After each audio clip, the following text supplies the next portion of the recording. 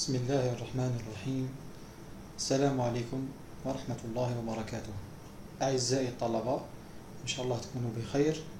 Bienvenue à mon cours de biologie végétale.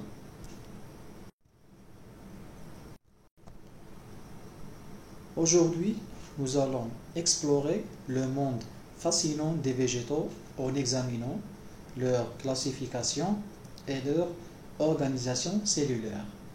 Nous allons voir comment les scientifiques classifient les différentes espèces de plantes et comment les cellules végétales sont structurées pour accomplir leurs fonctions spécifiques.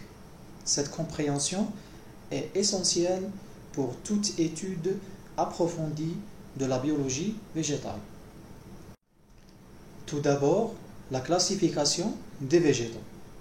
Le règne végétal est incroyablement diversifié, avec plus de 400 000 espèces répertoriées. Historiquement, Théophraste, souvent considéré comme le père de la botanique, a classifié les plantes en 3 catégories: arbres, arbustes et herbes. Aujourd'hui, notre classification est beaucoup plus détaillée et comprend 2 grandes catégories: les thalophytes et les cormophytes. Les thalophytes comme les algues, les champignons et les lichens. Et les cormophytes comme les mousses, les fougères et les plantes à graines.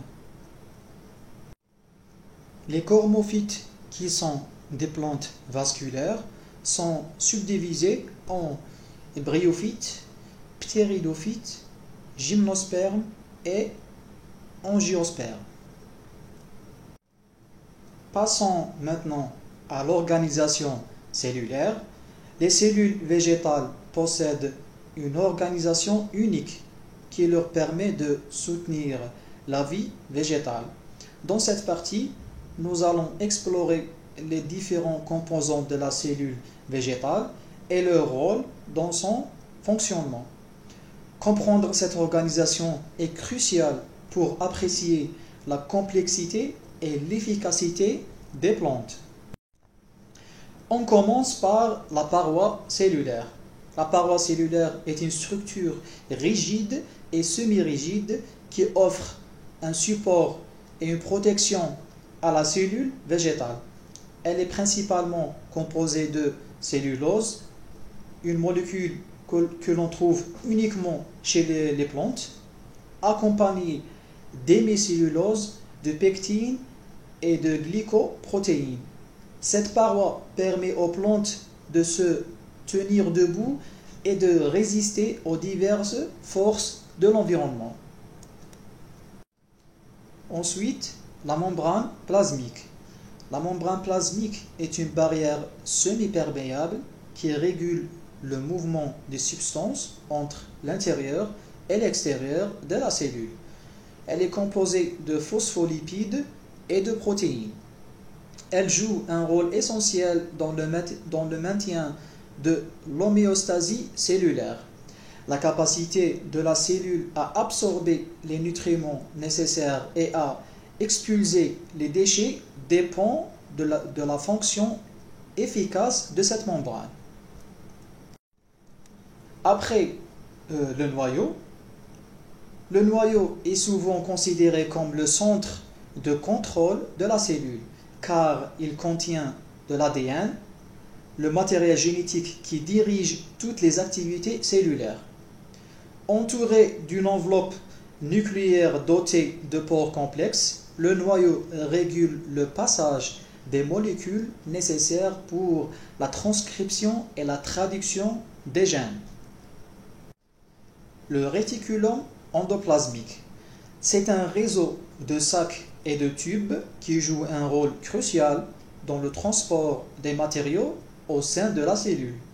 Il existe 2 formes: le réticulum lisse impliqué dans la synthèse des lipides et le réticulum rugueux qui participe à la synthèse et à la modification des protéines. En parlant de synthèse des protéines, discutons des ribosomes, qui sont de petites structures composées d'ARN et de protéines. Ils sont responsables de la synthèse des protéines en traduisant l'information génétique contenue dans l'ARN M. Les protéines produites jouent divers rôles essentiels dans la structure et la fonction de la cellule.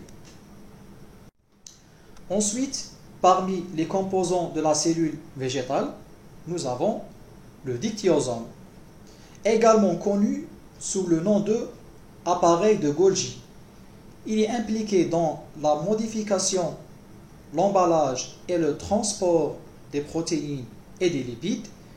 Il reçoit des protéines du réticulum endoplasmique, les modifie si nécessaire et les dirige vers leur destination finale dans ou hors de la cellule. Maintenant, on passe aux organites spécifiques des plantes, les plastes. Ces organites ayant diverses fonctions selon leur type, nous avons 3 types de plastes, les chloroplastes, les chromoplastes et les leucoplastes. Ces 3 plastes se développent à partir de proplastes qui sont des plastes indifférenciés présents dans le méristème. Les chloroplastes contiennent de la chlorophylle et sont responsables de la photosynthèse, qui est un processus qui convertit la lumière solaire en énergie chimique. Les chromoplastes, cependant, sont responsables de la coloration vive des parties de la plante, comme les fleurs, les fruits, etc. Ils contiennent des pigments caroténoïdes qui peuvent être rouges, jaunes ou oranges. Les leucoplastes sont incolores et impliqués dans le stockage des substances comme l'amidon dans les amyloplastes, les huiles dans les oléoplastes et les protéines dans les protéinoplastes. Un autre organite essentiel est les mitochondries. Les mitochondries sont les centrales énergétiques de la cellule, produisant l'ATP, la principale source d'énergie utilisée par la cellule. Elles possèdent leur propre ADN et sont le site de la respiration cellulaire, un processus qui libère de l'énergie à partir des nutriments. Voyons maintenant la vacuole. C'est un grand organite de stockage qui contient de l'eau, des enzymes, des nutriments et des déchets.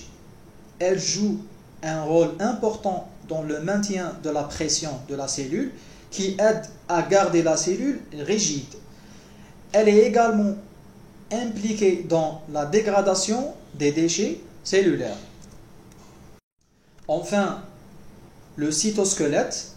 Le cytosquelette, c'est un réseau de filaments et de tubules qui offre support et permet le mouvement des organites au sein de la cellule. Il est essentiel pour le maintien de la forme cellulaire, la division cellulaire et le transport intracellulaire. Pour conclure, nous avons vu comment les plantes sont classées en fonction de leurs caractéristiques distinctives et comment leurs cellules sont organisées pour accomplir diverses fonctions vitales.